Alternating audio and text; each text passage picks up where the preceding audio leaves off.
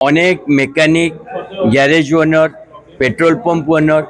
आउ गाड़ीर व्यवहारकारी निज निज प्रमाण देले केमती असुविधा होची गाड़ीर माइलेज कमुची गाड़ीर पार्ट्स खराब होची गाड़ीर इंजिन खराब होची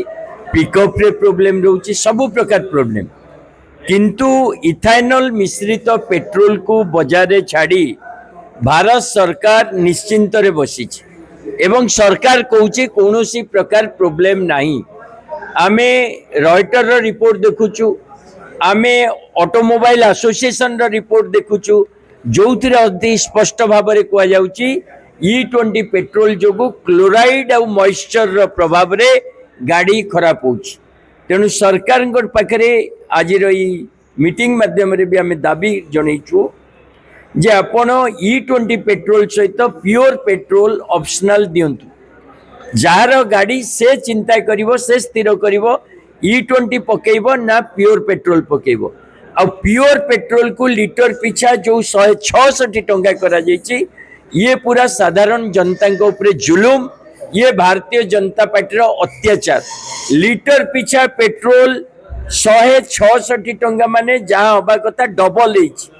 आंतर्जातिक बाजार रे एमिति किछि हेइनी जे पेट्रोल आमे 166 टंका रे किनिबु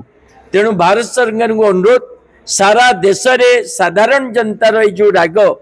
मिडिल क्लास बेसिकली बाइक जे चलाउची जे फोर व्हीलर चलाउची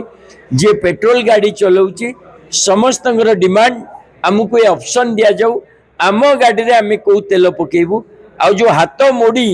आपण 166 टंका लीटर करी हमको बाध्य कर E20 पेट्रोल पकेबा से राजनीति छाड़ू नचेत आगामी दिन रे 32 कोटी गाड़ी 2023 पूर्वर जे E20 प्रॉब्लम फेस कर गाड़ी मालिक माने समस्त एकाठी हेबे आ भारत वर्ष रे भारत सरकार विरुद्ध रे निज आवाज को आउरी शाणित करिवे। सरकार ईवी को प्रमोट करिकी पेट्रोल केंद्र करूछन नहीं देखो ईवी पॉलिसी अच्छी इलेक्ट्रिक व्हीकल पॉलिसी से कहुच्छे आगामी 7-8 वर्ष भितर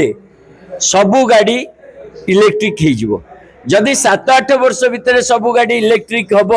ताले ये जो मझीरे 7-8 वर्ष पाई कौन पाई सरकार एते टंका इन्वेस्टमेंट कर इथानल प्रोड्यूस करिवारे फैक्ट्री लगेबारे कहउछन 100 कोटी टंकार फैक्ट्री लगी गलानी हजार हजार कोटी टंका गाड़ी कौन पाई खराब कर जो पेट्रोल चलचे चालू जितेबाला 8-10 वर्ष पर आपण संपूर्ण ईवी रो सुजोग सृष्टि हम ईवी हो तेणु इथानल मिसा पेट्रोल क्या स्वार्थ रे सरकार भारतीय जनता पार्टी नेता मान स्वार्थ रे करुच्ची ना अमेरिकार प्रेसर रे करुच्ची इथानल पेट्रोल बा E20 पेट्रोल कौनसी साधारण भारतीय